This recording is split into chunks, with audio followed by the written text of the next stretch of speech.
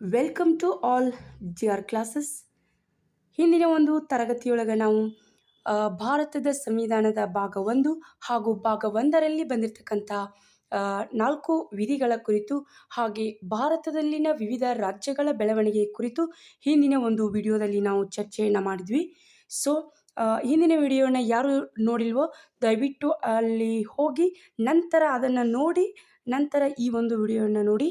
ಅಂದರೆ ನಿಮಗೆ ಸೀರಿಯಲ್ ಆಗಿ ನೀಟಾಗಿ ಭಾರತದ ಸಂವಿಧಾನ ಅರ್ಥ ಆಗ್ತಾ ಬರ್ತದೆ. ಸೊ ಇನ್ನೂ ಯಾರು ಈ ನಮ್ಮ ಚಾನಲ್ಗೆ ಸಬ್ಸ್ಕ್ರೈಬ್ ಮಾಡಿಲ್ವೋ ದಯವಿಟ್ಟು ಸಬ್ಸ್ಕ್ರೈಬ್ ಮಾಡಿ. ಮತ್ತು ನಿಮಗೆ ಭಾರತದ ಸಂವಿಧಾನಕ್ಕೆ ಸಂಬಂಧಪಟ್ಟಂತೆ ಯಾವ ಒಂದು ಕಾನ್ಸೆಪ್ಟ್ ಡೌಟ್ ಇದೆಯೋ ಅಥವಾ ಯಾವ ಒಂದು ಮಾಹಿತಿ ಬೇಕೋ ದಯವಿಟ್ಟು ಕಮೆಂಟ್ಸ್ ಮಾಡಿ. ಅದರ ರಿಲೇಟೆಡ್ ನಾನು ಮತ್ತೆ ನೆಕ್ಸ್ಟ್ ವಿಡಿಯೋ ಮಾಡ್ತೀನಿ. ಹಾಗೆ ಪ್ರಸ್ತುತ ನಾವಿವತ್ತು ಭಾಗ 2 ಸಂವಿಧಾನದ ಭಾಗ 2 ಮತ್ತು ಭಾಗ 2ರಲ್ಲಿ ಬರ್ತಕ್ಕಂತಹ ವಿವಿಧ ಮುಖ್ಯ ವಿಧಿಗಳ ಕುರಿತು ನಾವಿಂದು ಚರ್ಚೆಯನ್ನು ಮಾಡೋಣ. ಸೊ ಭಾಗ 2 ಇದು ನಾಗರಿಕತ್ವದ ಕುರಿತು ಹೇಳ್ತದೆ. ಭಾರತದ ಸಂವಿಧಾನದ ಭಾಗ 2 ಇದು ನಾಗರಿಕತ್ವದ ಸಿಟಿಜನ್ಶಿಪ್ ಕುರಿತು ಮಾತನಾಡ್ತದೆ. ಭಾಗ 2ರಲ್ಲಿ ಕಲಂ 5ರಿಂದ 11ರವರೆಗೆ ವಿಧಿಗಳನ್ನು ನಾವು ನೋಡ್ತೀವಿ. ನಮ್ಮ ಭಾರತವು ಕೂಡ ಇದು ಏಕ ನಾಗರಿಕತ್ವ ಪದ್ಧತಿಯನ್ನು ಅಳವಡಿಸಿಕೊಂಡಿದೆ ಅಂತ ಹೇಳ್ಬೋದು. ಸೊ ನಾಗರಿಕತ್ವ ಎನ್ನುವ ಪದ ಇದು ಗ್ರೀಕ್ ಮೂಲದ್ದು ಅಂತ ಹೇಳ್ಬೋದು. ಸೊ ಸಾಕಷ್ಟು ಸ್ಪರ್ಧಾತ್ಮಕ ಪರೀಕ್ಷೆಗಳಲ್ಲಿ ಕೇಳ್ತಿರ್ತಾರೆ ನಾಗರಿಕತ್ವ ಸಿಟಿಜನ್ಶಿಪ್ ಅಂತಕ್ಕಂಥ ಮೂಲ ಪದ ಯಾವ ಪದದ ಮೂಲ ಪದ ಆಗಿದೆ ಅಂತ ಅಂದರೆ ಇದು ಗ್ರೀಕ್ ಪದದ ಮೂಲ ಪದ ಆಗಿದೆ. ಹಾಗೆ ನಾವು ಭಾರತದಲ್ಲಿ ಏಕ ನಾಗರಿಕತ್ವ ಪದ್ಧತಿಯನ್ನು ಅಳವಡಿಸಿಕೊಂಡಿದ್ದೀವಿ ಅಂತ ಹೇಳ್ಬೋದು. ಸೊ ನಾಗರಿಕತ್ವದ ಅರ್ಥ ಏನು, ನಾಗರಿಕತ್ವ ಅಂದರೆ ಏನು ಅನ್ನೋದಾದರೆ ಇದು ರಾಜಕೀಯ ಪದ.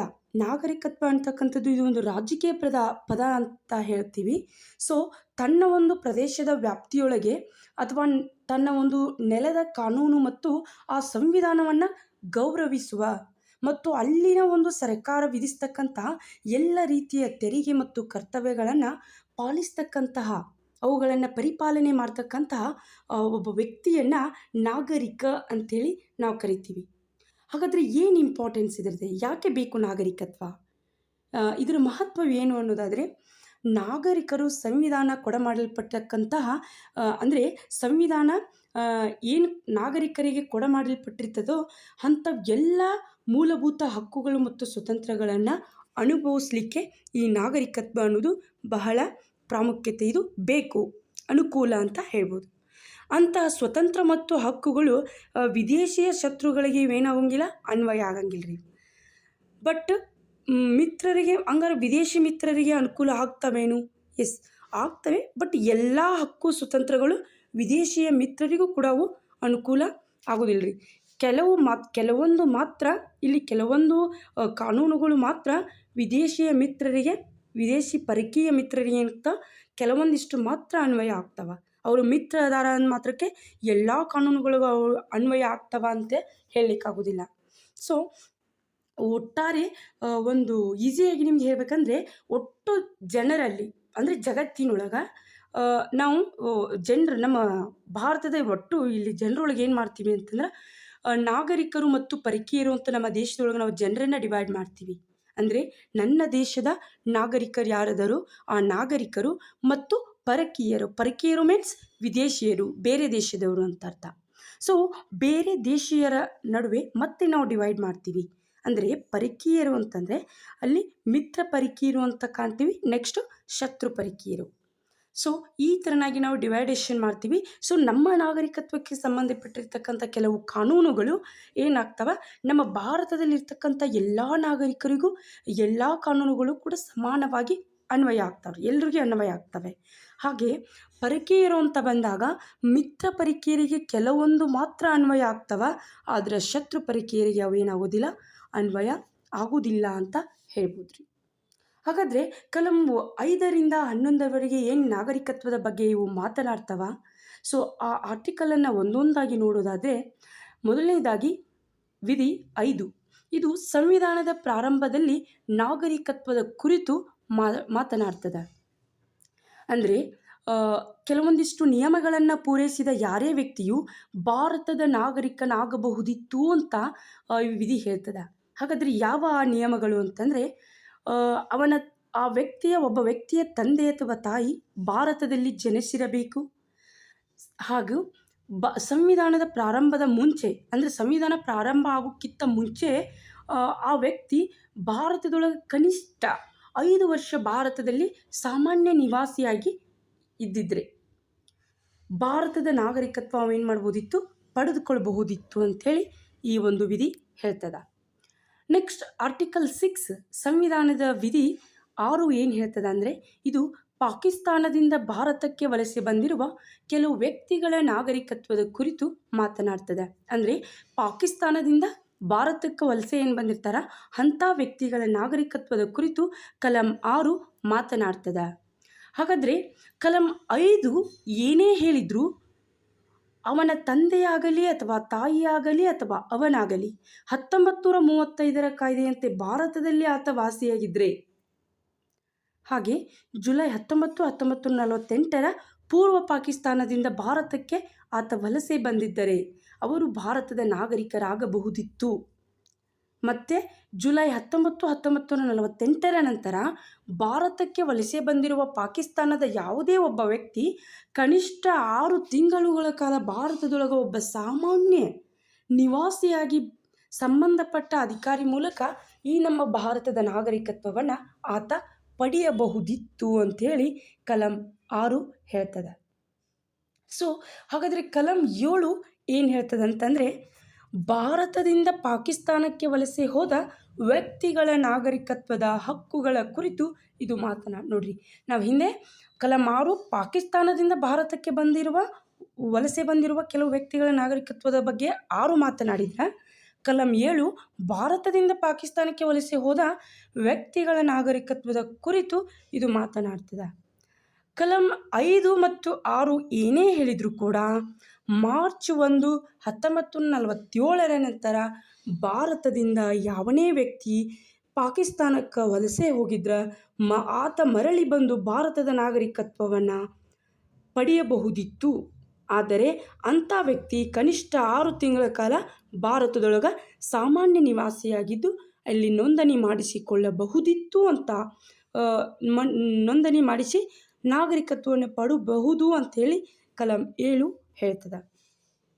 ಹಾಗಾದರೆ ನೆಕ್ಸ್ಟ್ ಕಲಂ 8 ಏನು ಹೇಳ್ತದೆ ಅಂತಂದರೆ, ಇದು ಭಾರತದ ಹೊರಗಡೆ ವಾಸಿಸುತ್ತಿರುವ, ಅಂದರೆ ಭಾರತವನ್ನು ಬಿಟ್ಟು ಬೇರೆ ಕಡೆ ವಾಸಿಸುತ್ತಿರುವ ಭಾರತೀಯ ಮೂಲದ ವ್ಯಕ್ತಿಗಳ ನಾಗರಿಕತ್ವದ ಹಕ್ಕುಗಳ ಕುರಿತು ಕಲಂ 8 ಮಾತನಾಡ್ತದೆ. ಅಂದರೆ ಭಾರತದ ಹೊರಗಡೆ ವಾಸಿಸುತ್ತಿರುವ ಯಾರೇ ವ್ಯಕ್ತಿಗಳು ತಮ್ಮ ಒಂದು ಪೂರ್ವಜನರ ಮೂಲವನ್ನು, ತಮ್ಮ ಪೂರ್ವಜರ ಅಜ್ಜ ಮುತ್ತಜ್ಜ, ಸೊ ಈ ಥರ ಪೂರ್ವಜರ ಮೂಲವನ್ನು ಹೇಳಿಕೊಂಡ ಅದಕ್ಕೆ ಸಂಬಂಧಪಟ್ಟಿರ್ತಕ್ಕಂಥ ಕೆಲವೊಂದಿಷ್ಟು ದಾಖಲೆಗಳನ್ನು ತೋರಿಸಿ ರಾಯಭಾರಿಗಳ ಮೂಲಕ ನಮ್ಮ ಭಾರತದ ನಾಗರಿಕತ್ವವನ್ನು ಪಡೆಯಬಹುದು ಅಂತೇಳಿ ಕಲಂ 8 ಹೇಳ್ತದೆ.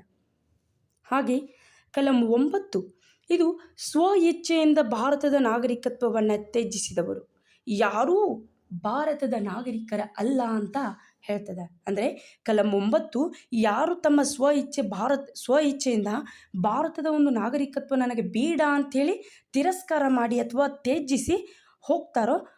ತ್ಯಜಿಸ್ತಾರೋ, ಸೊ ಇಲ್ಲೇ ಇದ್ಕೊಂಡು ಇನ್ ಕೇಸ್ ಇಲ್ಲೇ ಇದ್ಕೊಂಡು ನನಗೆ ಭಾರತದ ನಾಗರಿಕತ್ವ ಬೇಡ ಅಂಥೇಳಿ ಅದನ್ನು ನಾವು ತ್ಯಜಿಸಿದ್ದೆ ಆದರೆ ನಾವು ಯಾರೂ ಕೂಡ ಭಾರತದ ನಾಗರಿಕರು ಅಲ್ಲ ಅಂಥೇಳಿ ಕಲಂ 9 ಹೇಳ್ತದೆ.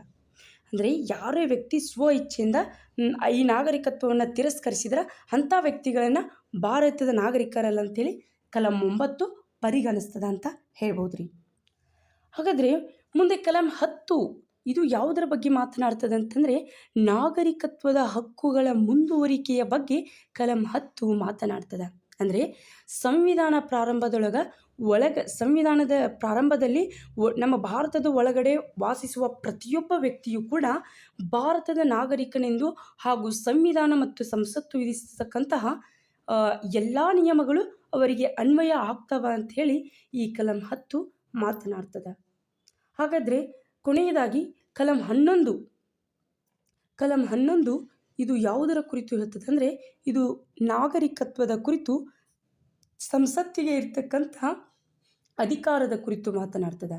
ಅಂದರೆ ನಾಗರಿಕತ್ವದ ಕುರಿತು ಸಂವಿಧಾನದಲ್ಲಿ ಅಲ್ಪ ಪ್ರಮಾಣದೊಳಗೆ ಚರ್ಚಿಸಲಾಗಿದೆ ಅಂತ ಹೇಳ್ಬೋದು. ಅಂದರೆ ನಾಗರಿಕತ್ವದ ಕುರಿತು ಸಂವಿಧಾನದೊಳಗೆ ನಾವು ಸ್ವಲ್ಪ ಪ್ರಮಾಣದೊಳಗೆ ಅದನ್ನು ಚರ್ಚೆಯನ್ನು ಮಾಡಿದ್ದೀವಿ. ಸೊ ಈ ನಿಟ್ಟಿನೊಳಗೆ ವಿವರಣಾತ್ಮಕ ನಿಯಮಗಳನ್ನು ಕಲ್ಪಿಸಲು ಕಲಂ 11ರ ಅಡಿಯೊಳಗೆ ನಮ್ಮ ಸಂವಿಧಾನ ಸಂಸತ್ತಿಗೆ ಪೂರ್ಣ ಅಧಿಕಾರವನ್ನು ಕೊಟ್ಟೈತಿ ಅಂತ ಹೇಳ್ಬೋದು ರೀ. ಸಂಸತ್ತು ಹೀಗಾಗಿ ಸಂಸತ್ತು 1955 ನಾಗರಿಕತ್ವ ಕಾಯ್ದೆಯನ್ನು ಪಾಸ್ ಮಾಡಿ ಕೆಲವೊಂದಿಷ್ಟು ನಿಯಮಗಳನ್ನು ಅದೇನು ಮಾಡೈತಿ ಜಾರಿಗೊಳಿಸ್ತದೆ ಅಂತ ಹೇಳ್ಬೋದು ರೀ. ಅದನ್ನು ನಾವು ನಾಗರಿಕತ್ವ ಕಾಯ್ದೆ 1955 ಅಂಥೇಳಿ ಕರಿತೀವಿ ರೀ. ಹಾಗಾದರೆ ಈ ಒಂದು ಕಾಯ್ದೆ ಅನ್ವಯ ಭಾರತದ ನಾಗರಿಕತ್ವವನ್ನು ಕಳೆದುಕೊಳ್ಳುವ ವಿಧಾನ ಯಾವುವು ಮತ್ತು ಭಾರತದ ನಾಗರಿಕತ್ವವನ್ನು ಪಡೆದುಕೊಳ್ಳುವ ವಿಧಾನ ಯಾವುದು ಎಂಬುದನ್ನು ಈ 1955ರ ಕಾಯ್ದೆ ನಾಗರಿಕತ್ವ ಕಾಯ್ದೆ ಅನ್ವಯ ನೋಡಬಹುದು ನಾವು.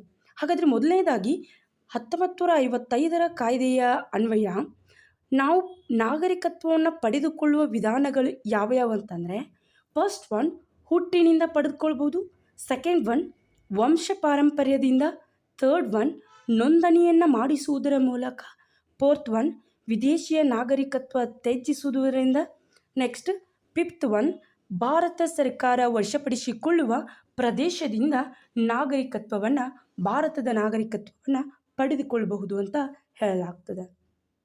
ಹಾಗೆ ಭಾರತದ 1955ರ ಕಾಯ್ದೆಯನ್ವಯ ಭಾರತದ ನಾಗರಿಕತ್ವವನ್ನು ಕಳೆದುಕೊಳ್ಳುವ ವಿಧಾನ ಯಾವ ಅಂತಂದರೆ, ಮೊದಲನೇದಾಗಿ ತ್ಯಜಿಸುವುದು. ಅಂದರೆ ಭಾರತದ ನಾಗರಿಕತ್ವ ನನಗೆ ಬೇಡ ಅಂತ ತಿರಸ್ಕರಿಸಿದ ಪ್ರತಿ ಕ್ಷಣವೇ ನಾವು ಭಾರತದ ನಾಗರಿಕತ್ವವನ್ನು ಕಳೆದುಕೊಳ್ತೀವಿ ಅಂಥೇಳಿ ಈ 1955ರ ಕಾಯ್ದೆ ಹೇಳ್ತದೆ. ನೆಕ್ಸ್ಟ್ ಸೆಕೆಂಡ್ ಒನ್ ಮುಗಿಯುವುದು. ಸೊ ಬೇರೆ ದೇಶದ ಒಂದು ನಾಗರಿಕತ್ವವನ್ನು ಪಡೆದುಕೊಂಡ ತಕ್ಷಣವೇ ಇಲ್ಲಿ ನಾಗರಿಕತ್ವ ನಮ್ಮದು ಮುಗಿದು ಹೋಗ್ತದೆ. ಸೊ ಈ ತೆರನಾಗಿ ನಾಗರಿಕತ್ವವನ್ನು ನಾವು ಕಳೆದುಕೊಳ್ಬೋದು. ನೆಕ್ಸ್ಟ್ ಥರ್ಡ್ ಒನ್ ನಿರಾಕರಣೆ.